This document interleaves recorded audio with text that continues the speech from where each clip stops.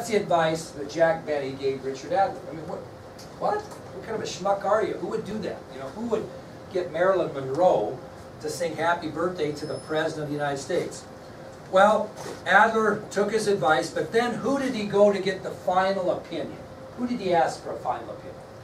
President Kennedy. He went to President Kennedy. And he explained what he had planned to President Kennedy and wanted to know his response to that. And President Kennedy simply said, I remember Richard, short for Richard, he said, believe me, Dick, it will be all right.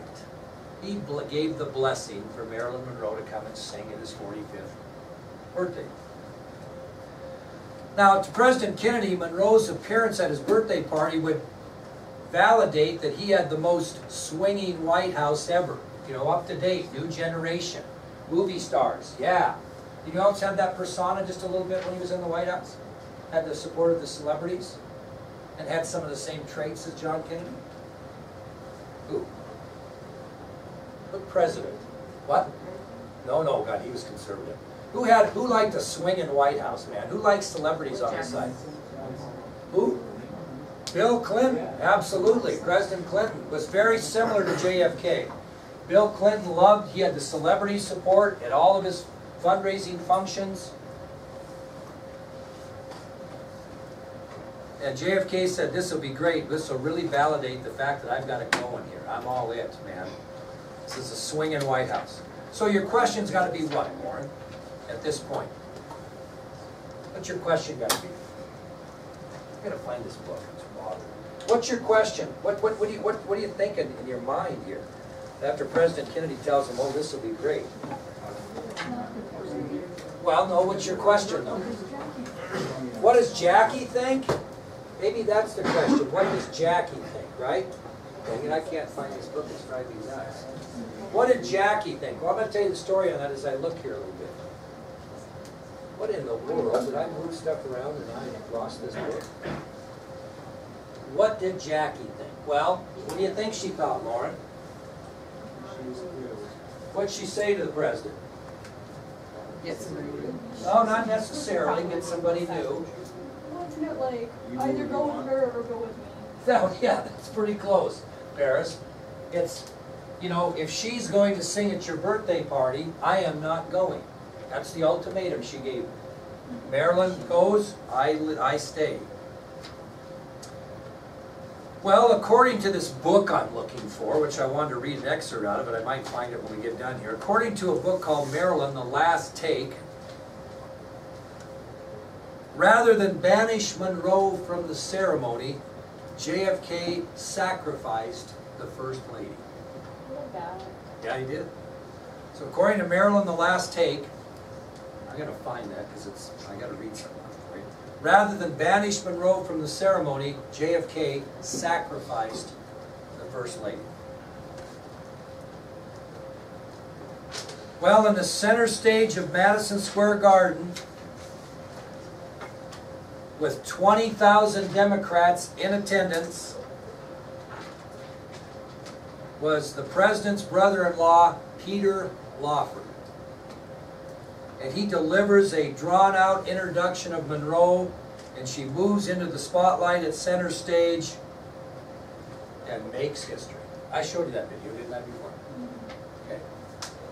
Well, as we move on with her life, on Saturday, August 5th, 1962, on Saturday, August 5th, 1962, Marilyn Monroe is scheduled to go to a party that was thrown by Peter Lawford. Okay? He was kind of a swinging actor at the time. And he was having a party. She was scheduled to go. She was invited. And it was scheduled for August 5th, 1962. She never showed up, which was a concern because she was kind of the type that what? Never missed a party that she was invited to, especially by Hollywood actors. Well, people become concerned. They go to her home and they find her dead of an apparent drug overdose at the age of 36. She was later found at her home, dead of an apparent drug overdose at the age of 36. Now, what was the next thing that came out? Come on. Conspiracy. Okay? Bobby Kennedy overdosed her because she was gonna squeal on the president. The rumor was, and this is all rumor, but the rumor was that she wanted him to divorce Jackie and marry her. And he said, there's no way he was doing it. The President of the United States is gonna divorce his wife. Matter of fact, Jackie almost left the president. I'll tell you that story later. But anyway, and so supposedly, if he didn't divorce Jackie and marry Marilyn, that she was gonna publicly go out and tell everything and all this kind of stuff. So conspiracy theorists grabbed that right away and said, oh yeah, Bobby did it. Bobby did it, or he hired somebody to do it, or whatever. The fact of the matter is, she was a barbiturate abuser and opiate abuser her entire adult life, all the time. And my guess is she mixed a little bit of alcohol with too many barbiturates, that's what the story was, I'll have some autopsy stated, and died of a drug overdose. I really don't believe Bobby Kennedy went in there and killed Marilyn Monroe, but you could probably find information that would point that he did. The sad thing was, who took care of everything after that? Who made all the arrangements after her death? Joe DiMaggio. He's the one that came back and took care of everything. He's the one that prepared the funeral. She is buried, her ashes are in like an urn in one of those, we didn't go see them in Arlington, but the box cases in California. She's buried in California. But Joe DiMaggio took care of the whole thing.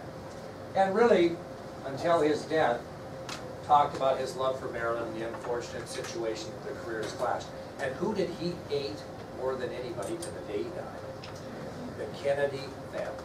Yeah, all of them, hated them all. Hated the Kennedy family, everyone. Okay, that'll end things up here. What we're going to do is I'm going to give you an open note test tomorrow. So you'll meet in the Commons. I think Mrs. Villadole will probably give it to you, or somebody will. You're allowed to use your notes. You know the format. There'll be 50 answers. They'll be worth 2 points apiece, similar to the other one, 100 points. You kids that have been gone, feel like you have enough time to get the notes and be ready for tomorrow, because it is open note. I wouldn't make you take it tomorrow if it was closed post, obviously. So, and you can talk to your friends. While you're doing that, I got to find this book because I really want to read something on it.